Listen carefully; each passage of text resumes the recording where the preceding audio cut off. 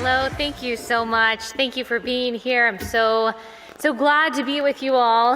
Like he said, I am Allie Beth Stuckey. I've got a podcast called Relatable. We analyze news, culture, politics, theology from a Christian conservative perspective. We did just celebrate 500 episodes. It's been about 4 years of talking about very important and complicated issues. I think that we've probably covered everything that you could think of, from the rise of China to critical race theory to gender identity to eschatology to standpoint epistemology to abortion. Truly everything under the political and cultural and social sun we have covered, and it's been a blessing, it's been a privilege to be able to do that. My hope in talking about all of these things is that I can help young people, and in particular young women, think about the things that matter from a biblical perspective, even as I am learning how to navigate these things myself in both big and small ways. And so we look at these things through the lens of motherhood, through the lens of being a wife, through the lens of being a Christian woman, through the lens of being an American, most importantly through being a follower of Christ. I want to not just help us think through these things, but I also want young women to feel empowered to be able to defend these things, both privately and publicly. When I speak to the young women, I would say 75% of my podcast audience is young women between the ages of 25 and 40. And what I hear most is that they don't know how to respond to particular arguments. So whether it be a theological argument against the inerrancy of Scripture or something like that, or whether it be a political argument about abortion, they don't know what to say. And even if they know what to say, they don't know how to say it, and they don't know where to get the courage to stand up for these things. And so I'm a firm believer that courage begets courage, that when you hear someone else articulate something that you believe, that kind of gives the other person cover to stand up and say, hey, I didn't want to say it, but I believe that too. That's the same thing that I hold to. And so that is my hope. That's my goal, is that I can encourage courage in other women by equipping them with the tools that they need to talk about these things. I talk to people that are much smarter than I am, that are very brilliant and learned in all of these deep, profound, complicated subjects that we talk about, in the hopes that we can teach young people not just to know what these things are about, but to care about them, and then to present them to the world in a way that is persuasive, in a way that is compelling. But I have a challenge in talking about all of these things, and there's many challenges beyond my finite ability to understand and articulate these issues, beyond my constant struggle with my propensity towards sarcasm that I'm constantly trying to rein in. And that challenge is trying to balance getting people to care about what's going on right now, while still reminding them and reminding myself that God is totally sovereign, and that our hope isn't in what happens in this world, or isn't what happens in an election, but is in eternity. So it's this desire to get them involved in the political sphere, while knowing that the end of every political system on earth is inevitable, and that perfect justice will only be realized when Jesus does away with wickedness forever and establishes his total rule. So I want to see them I want to see them see these big things that are going on in the country, while also recognizing that the impactful, the important work that God has called us to is most likely right in front of us. And sometimes it's in the form of doing something really simple for our children or for our spouse, or it's in the form of keeping our home or maintaining our friendships or serving our church or doing our job well or studying hard. I want people to stand up and to speak out at a school board meeting, at work in the form of peaceful protest, in the voting booth at church. I want all of these things, but I also want us to be content with simply doing the next seemingly small thing in accordance with the will of God. It's not easy to strike that balance of an eternal perspective while also recognizing that the temporal very much matters. It's not easy trying to get people to see, for example, the threat of the Chinese Communist Party while also simultaneously reminding them that changing diapers and washing the dishes with joy can in themselves be sufficient in doing the work that God has called us to do. To see that our duty as keepers of the only free, true republic left is important, while also reminding ourselves that our citizenship is ultimately not here, but in heaven. So as Christians, we all feel this tension. We feel it individually, we feel it collectively as well. It's something that I personally wrestle with every day. There are days where I'm thinking in relation to what I do, why do I even bother talking about the things that I talk about? Do politics really matter? Does voting really matter? Do all of these culture war issues, as they're called, really matter? Maybe I should just stop talking about them. Maybe they're right when they say that this is too divisive. Maybe I should just focus on more unifying themes and not talk about things like critical race theory and all that kinds of stuff that makes people so mad. And then maybe it's just because I can't help myself, or maybe it's because I've read enough history, even just 20th century history, to know why politics matter. And maybe it's because I see what happens to a country when Christians are silent about the corruption of the powerful, or are quiet about bad ideas.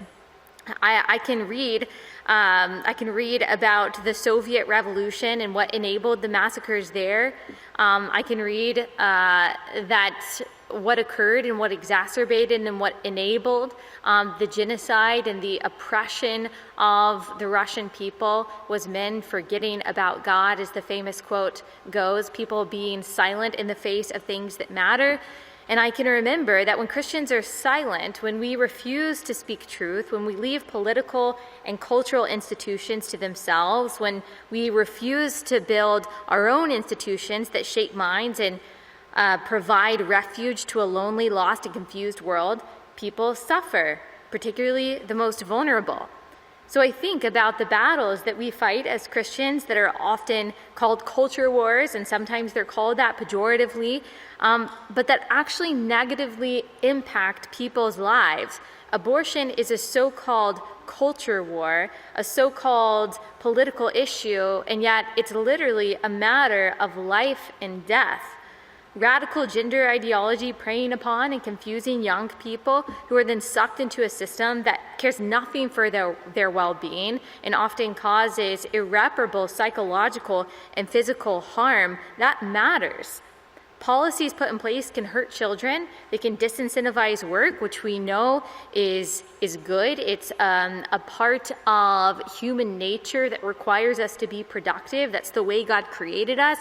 Policies can seek to disintegrate the family, can reward theft and subsidize lawlessness and violence, can enable anarchy and enforce equal mediocrity.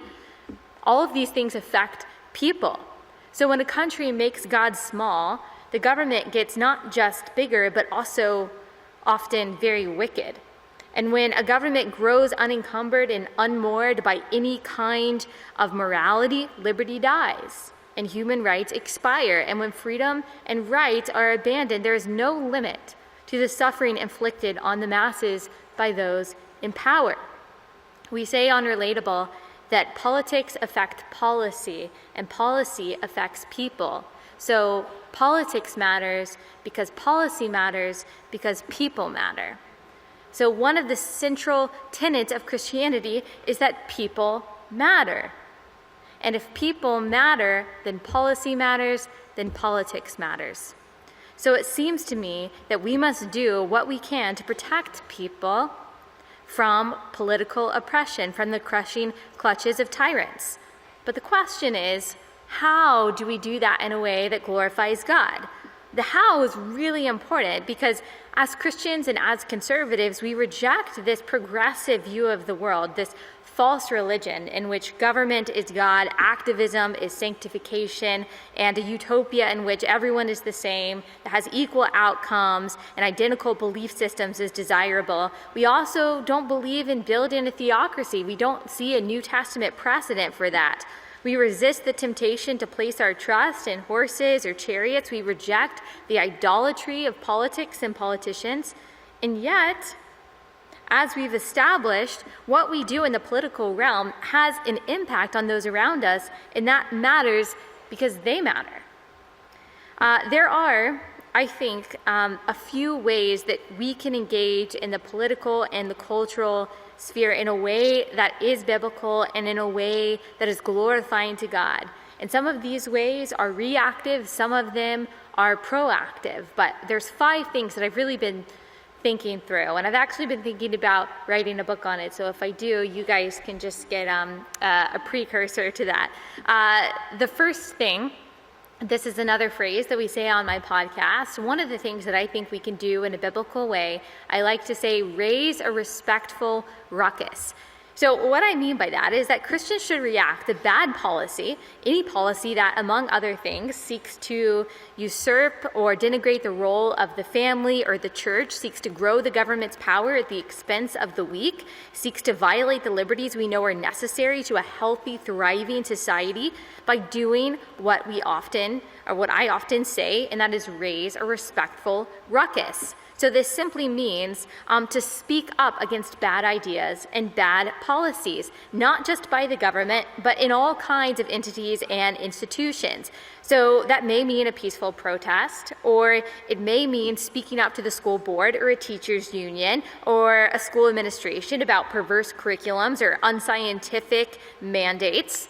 It may mean speaking up about unfair, discriminatory corporate policy. It may mean raising awareness about the actions of a particular organization and encouraging others to speak up about it as well. There's a really small example in comparison to the ones that I just gave, but I found out that a company that I typically shop from, which is Lululemon, I found out that they were actually providing funds to their female employees who lived in Texas to travel outside of the state to receive abortions. This is obviously a big deal, seeing that abortion is the greatest violation of human rights that exists today in this country. And so I raised awareness about it. I talked about it a lot. I made sure that everyone who follows me, everyone who knows me, knows that this is happening. And I encouraged them to reach out to the organization, to the corporation, and let them know what their feelings are, and then to consider taking their dollars elsewhere. Now, that might not be your battle to do with every company that doesn't have the same values as you. You have to pick your battles. The point is that you have to choose the things that matter most to you, the things that are within your expertise and your sphere of influence, the problems that you see facing your family, your community, the things closest to your heart, and you have to raise a respectful ruckus about them. You do so by finding like-minded people in your sphere. You agree on a cohesive message together. You come up with a strategy, and then you confront the problem respectfully and relentlessly.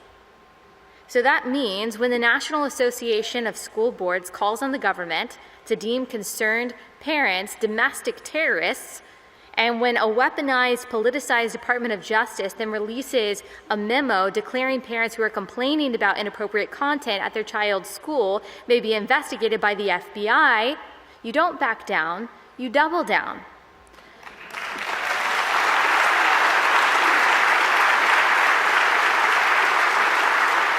You don't apologize, you don't acquiesce, you don't give in. You peacefully and you persistently raise a respectful ruckus. You make your voice heard. You win over people to your side. You take your money and your business elsewhere when you can.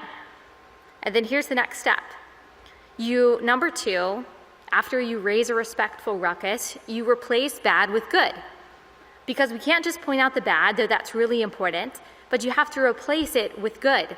Do you want your district to stop teaching terrible curriculum and mandating unscientific regulations? You run for school board. You run for city council. You seek to have as much influence in the spheres in which God has providentially placed you as possible, and you fight for sound policy just as much as the other side fights for unsound policy. That doesn't mean that you have to stay in an area that is completely opposed to your views. I get that question a lot. I live in a blue area. Should I move to a red area? Obviously, that's a personal decision. You do what's best for you and your family in accordance to what God is calling you to. But it doesn't mean that you have to stay there. It doesn't mean that you have to keep your kids, certainly in a school that is seeking to corrupt them. You protect your kids. You look out for what's best for your family, even as you seek to infuse light in every circle that you're in. Christians have been led to believe that imposing or speaking up about our views is somehow harmful indoctrination, that it's trying to conform people into living our particular religious doctrines. But progressives, with their own kinds of dogmatic religion, have no problem evangelizing and imposing their doctrines on other people. I think it's really important for us to remember that there's no neutral ground, that secularism is not neutral. It has its own mantras, it has its own doctrines, it has its own dogmas, and it's not going to be combated by some kind of delusional idea of neutrality. It's going to be combated with what Ephesians 5:9 says is good and right and true.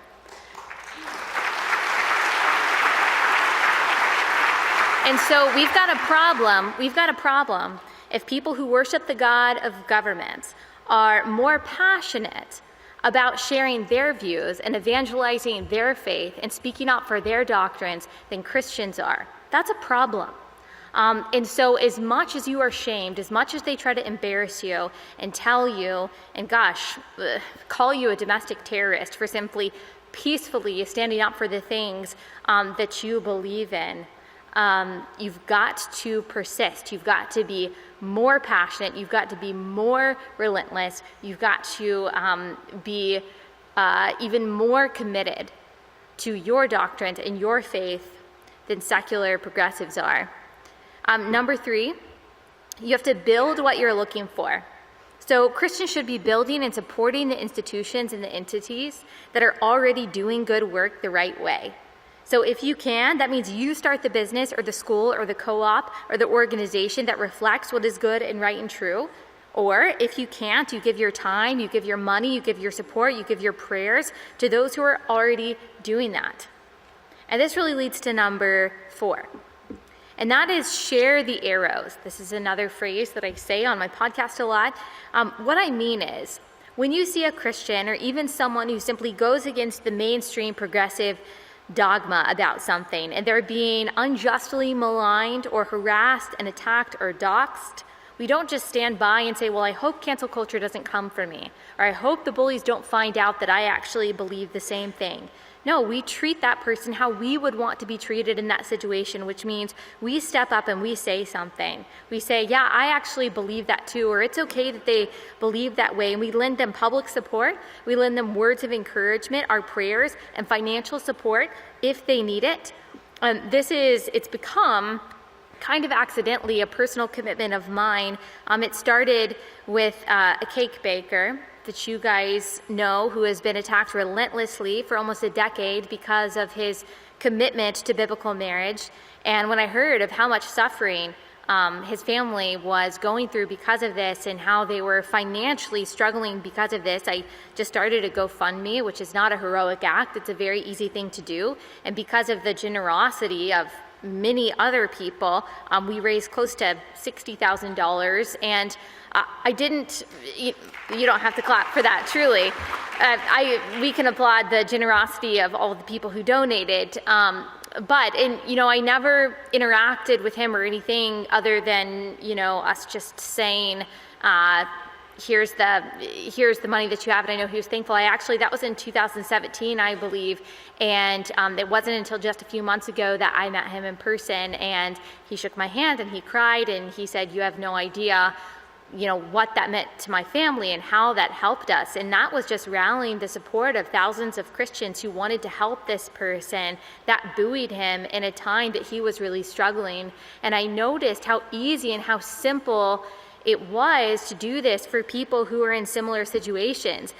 Over the past year, I have watched as several female mid-sized public figures over the past year who were harassed, they were doxxed, they were threatened, they were financially harmed by cyberbullies who wanted to ruin them because either their Christian beliefs or their conservative beliefs. And so I just made it my mission to rally my friends and followers to reach out to these women, to simply speak kind words to them, to follow them, to buy their products. It's an easy thing to do that can really make a big impact. And something that affected me, there was one woman who owns an online business, and she sells videos and programs to help new moms sleep train their babies. And she was targeted and harassed, and her videos that people typically have to pay for were posted for free on Reddit, so that her stream of income was then ruined. If you went to her page, you saw all kinds of hateful comments. You saw people posting about her, people who were apparently supposed to be her friends talking about how they don't know if they can associate themselves with her anymore. And her grave crime was that in 2017, she and her husband had donated $1,000 to the Trump campaign. Yes, the grave crime. And I reached out to her, I don't know her personally, and just asked her how she's doing. And I never want to give these bullies the fame that they're looking for, the attention that they're looking for. And so I did what my followers typically do, which is say, hey, this is exactly what happened. This is what people are saying about this person. This is what they're doing. Would you guys mind just reaching out to her, encouraging her, helping her, buying her programs if you're able to do that? And they did. And I had no idea what impact that made until she sent me a long letter a few months later saying that she saw Jesus through the kind words of my followers that they sent her in that moment. And you just never know. You never know with that word of encouragement what that kind word can do when you share the arrows of those who are in the line of fire from the bullies that want to silence them for whatever their unpopular political view is. I think it's a much better strategy to share the arrows in that way and to stand up for people that are getting unfairly maligned than to try to bully the bullies. I've seen the cancel culture, and I just think it just gets really ugly. But if we can infuse light into dark situations, if we can make the people who are being attacked even stronger and more encouraged and more successful than before, I think that's a really good way to push back on the darkness that is cancel culture.